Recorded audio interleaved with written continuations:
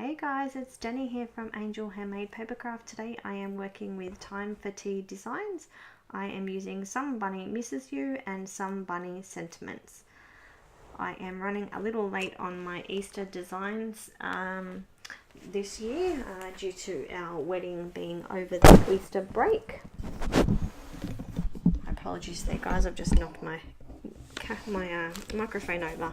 So I'm just colouring the image up using Copic Markers. I'm just working my way through from darkest to lightest with those today. The markers that I am using are C00, C2, C4. I'm using E13, E97 and E08 for the pot. For the carrot I'm using YR65, YR04, YR24, G12, YG17, YG67, that's for the carrot, and then just to ground the pot at the end, I'm just using some W1 and some W3. So I'm just working my way through, colouring up all of the little bunny's tail. I did also bring in, I think, some of a V marker that I had on my desk just to bring a little bit of colour into his little feet.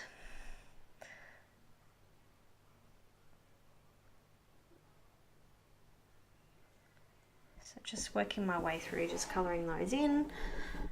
Next I'm just going to blend that colour out a little bit just so that his feet are still grey but just had that little tinge of colour to them. So I'm now working my way through with the orange markers. So I'm starting with the darkest colour and then I will start bringing in more of the orange colours and blending that out.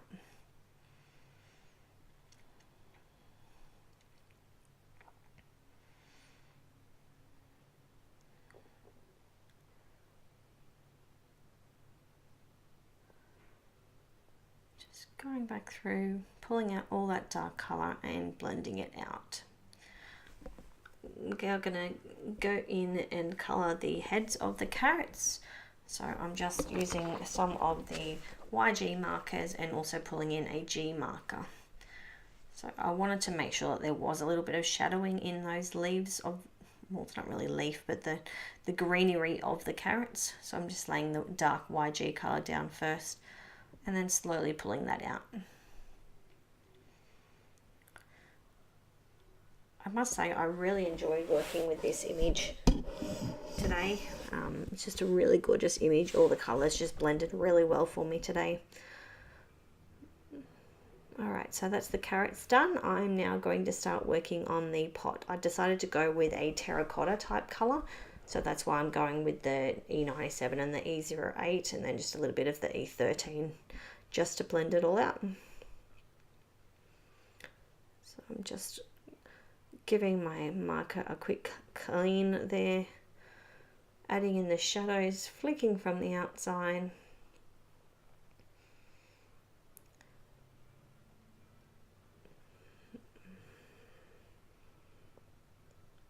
Working my way through with the dark marker. Now I'm pulling in the next darkest marker. So I did the E08 and I'm now going in with the E97 just to pull that colour out. It did take a little bit of work, but it turned out exactly like I had envisioned when I was done. So now going in with the lightest marker just to pull those two colours into each other, and then I will start on the top of the pot. So just going back in with my E08 marker, adding in all the shadowing around his feet because his feet are over the top of the pot. That would create a shadow.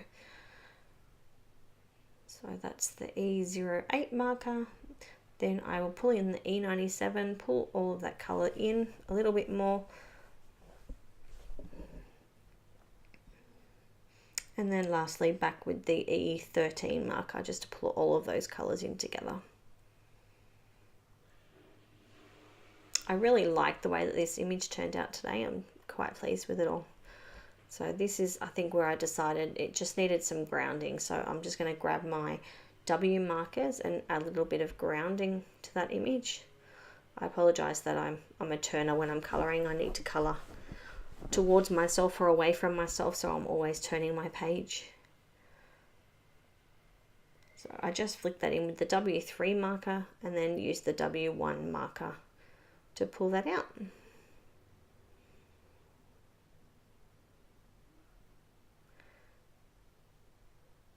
just knocked an envelope onto my desk while I'm trying to colour. It doesn't help me at all. Alright, now that was pretty much it for the colouring. I'm just looking through my paper pads, just trying to find what I'm going to use for the pattern papers. So I'm just packing up all my Copic markers, getting all getting all my desk fresh and clean, ready to move on to the card making. Okay, back again. So now I'm back and I am ready to start creating my card. So I've gone through all of my paper stash and I decided to go with a 6x6 paper pad from Kaisercraft called Cock-a-doodle-doo. It is more of a farm animal type pattern paper set, but it had some papers that I really loved in it and thought that would be perfect. And here's something new for me. I'm actually pulling in a craft cardstock card base. Now I did order these a very, very long time ago, but haven't used very many of them. Had a few customers say that they preferred the white card bases, so I didn't really use them too much. So what I've done is I've actually decided to make a white mat above that, just to bring the image and everything up off the brown cardstock. So I'm just going to cut the image out using a lawn fawn stitched circle die. Sorry guys, I always end up doing these voiceovers late at night and I am exhausted. I've been at work all day and back again tomorrow. This is my weekend. It's Saturday night here in Sydney, Australia. I work weekends. I do Saturday, Sunday and Monday. That allows me to do all of the mummy duties during the week and have dinner and everything cooked for my husband. Keep my house clean and all those sorts of things. Just means I don't get a weekend break. So here I am just going through that pattern paper here, just trying to decide on exactly what I'm going to do. I found these little tabs in the pull-out sheet, which I just thought was gorgeous, so I'm just going to use one of those. And grabbed that little tree patterned paper cardstock and some little orange flowers. I just thought it was perfect. It would pull in the orange of the carrots and also still make it sort of outsidey.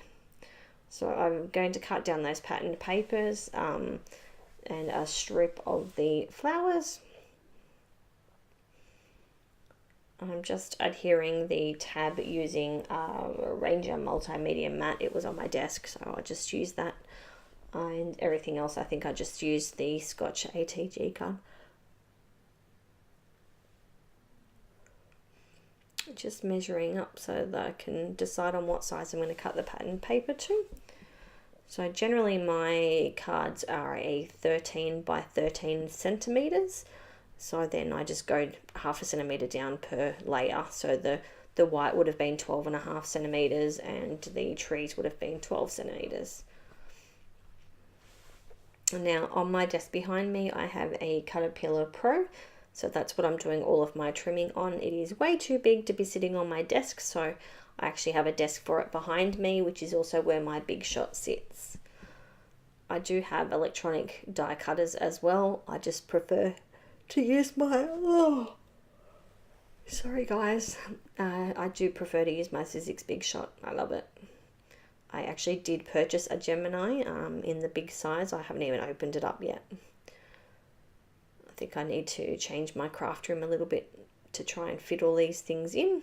So this is where my Scotch ATG needed to be changed.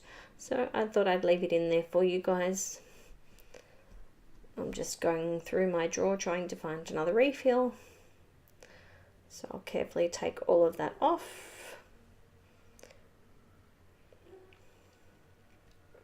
Sorry, I didn't actually realize that it was off screen.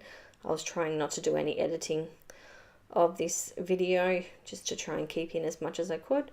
So just pulling off all of that side there that had already been used. I must say I really love my Scotch ATG gun. I remember when I first purchased it, it arrived, I went, holy crap, it's huge. but honestly you get used to it and I love it to bits. I would never purchase a small tape runner again. My ATG seems to last forever and I don't have to replace it very often.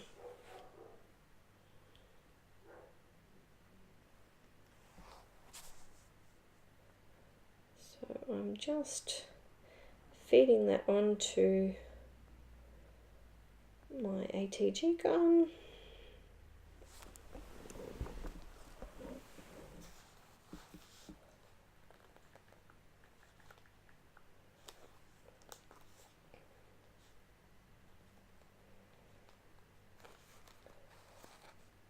My hands weren't working for me today. It was a little bit shaky. My asthma's still playing up a little bit, so a little shaky from all the Ventolin. So now I'm just adhering everything together using the Scotch ATG gun.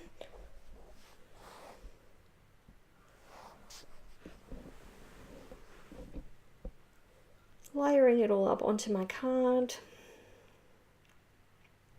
Just making sure that it is centered.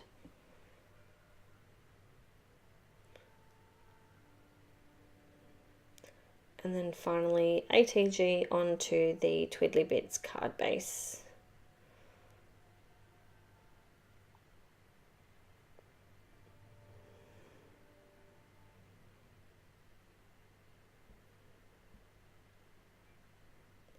And as always, I also decorate the inside of every single one of my cards, whether it's just a strip of leftover pattern paper or if I've got a bit more.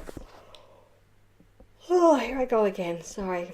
If I've got a bit more, then I will do a complete square. And then I will normally cut like a rectangle of white cardstock and then just adhere that to the center so that it can be written on.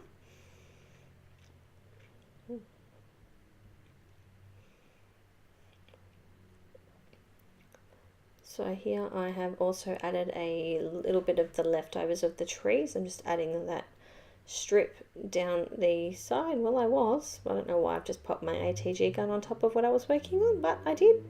Pay attention. So adding some ATG to that trees. And oh, that's why I decided to run it across the bottom of the card instead of down the side. And then I will add a rectangle of just any white cardstock that you have, just so that it can still be written in. And then I will ATG that and adhere it to the center of my card base. Just open that up. Carefully pop that inside.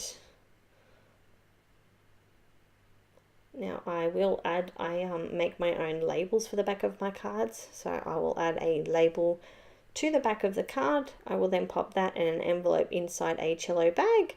And I also make my own number labels. So on the front of each and every cello bag, which has my cards inside, also has a number. So it helps me keep track of how many cards I've made in the year. Also makes it a bit easier for stock takes. So this is the end of product of my card. Thank you for stopping by and I hope to see you all soon. Don't forget to subscribe.